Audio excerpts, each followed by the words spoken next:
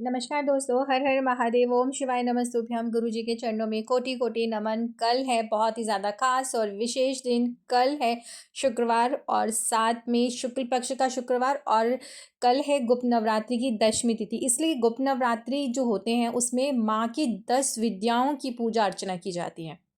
तो कल है गुप्त नवरात्रि की दशमी तिथि और बहुत ज़्यादा खास है। इस दिन अगर आप माता अशोक सुंदरी की विशेष पूजा अर्चना करते हैं विशेष तरीके से, तो आपके घर में सुख समृद्धि की कमी कभी भी नहीं होगी।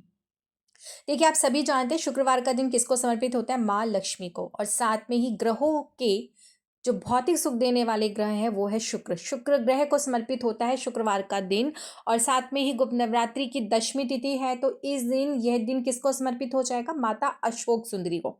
तो देवादिदेव महादेव की विशेष कृपा प्राप्त करने के लिए इस दिन करना है माता अशोक सुंदरी से संबंधित एक छोटा सा खास विशेष उपाय, और महालक्ष्मी की आपको होगी प्राप्ति। इसलिए कि शुक्रवार का दिन है, गुप्त नवरात्रि की दशमी तिथि। तो क्या करना है उपाय, चलिए जान लेते हैं। तो उपाय में आगे बढ़ने से पहले अपने सभी भाई बहनों से एक विनम्र निवेदन करती हूँ, जो अभी वीडियो में पहली बार आए हैं, मेरी आवाज़ पहली बार सुने, वीडियो को लाइक कर दें, चैनल को सब्सक्राइब करें। महादेव के अगर सच्चे भक्त हैं तो कमेंट्स बॉक्स में हर हर महादेव जरूर लिखें। महादेव आपके जीवन के समस्त कष्टों को, विघ्न बाधाओं को चुटकियों में दूर करेंगे। जब जिसके ऊपर महादेव की विशेष कृपा हो जाती है ना, तो उसके जीवन में कोई संकट आता ही नहीं है। महादेव उस संकट को जरूर दूर कर देते हैं। तो कल है अशोक सुंदरी माता के लिए एक विशेष उपाय।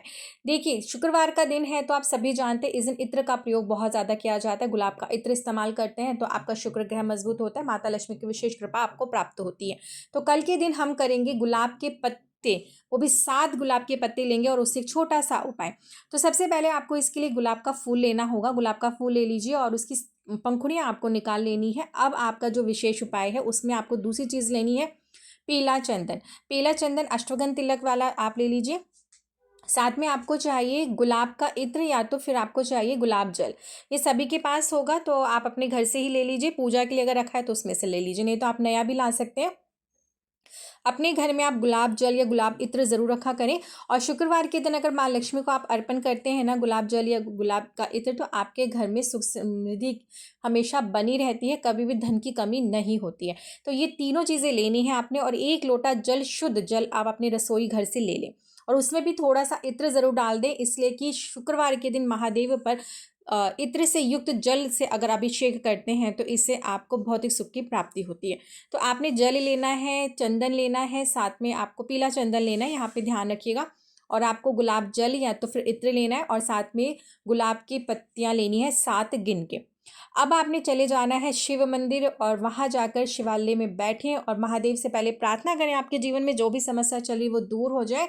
और फिर आपने इस जल को, जो आपने इत्र युक्त या आपने इसमें गंगा जल डाला है, उस जल से महादेव के ऊपर अभिषेक करें।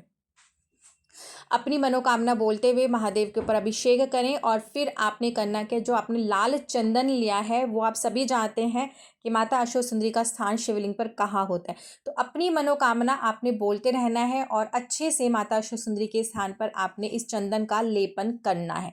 लेपन के बाद आपने जो गुलाब जल या इत्र लिया है उसे आपने वहाँ पर लेपन करना है। मनोकामना आप अपनी बोलते रहें, और उसके बाद जो आपने 7 पंखुड़ियाँ गुलाब के फूल की ली हैं वो आपने एक एक अपना नाम और गोत्र बोलते हुए माता अशोक सुंदरी के स्थान पे अर्पण करना है।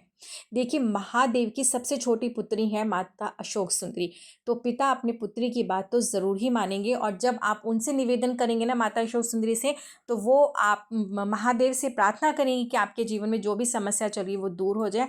और इस तरह से प्रार्थना करने पर आपके जीवन से वो संकट बिल्कुल दूर हो जाएगा। तो ये उपाय कल के दिन विशेष रूप से करें। अब दूसरा उपाय जो करना है, देखिए शुक्रवार का दिन है तो सबसे पहले माता लक्ष्मी हमारे ध्यान में आती है, और माता लक्ष्मी के लिए जब हम जो भी उपाय करते हैं उसमें कमल गट्टे का प्रयोग ज़रूर किया जाता है। तो कल के दिन आपको 1 लोटा जल लेना है, उसमें कमल गट्टा डालना है, और आपने एक दीपक लेना है। दीपक आप जो लेंगे मिट्टी का दीपक ले लीजिए, शुद्ध देसी घी डालें और इसमें बाती आपने गोल रखनी है।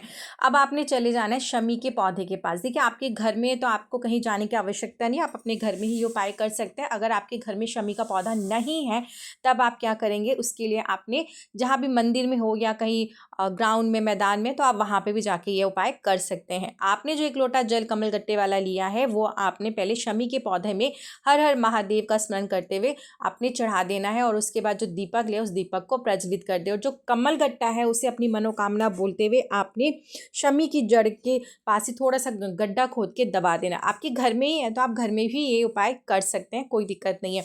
तो ज़रूर से ज़रूर ये 2 उपाय करें और अपने जीवन में खुशियाँ लेकर आएँ। और साथ में ही एक नियम बना लें, अगर आप सच में चाहते हैं महालक्ष्मी की प्राप्ति करना।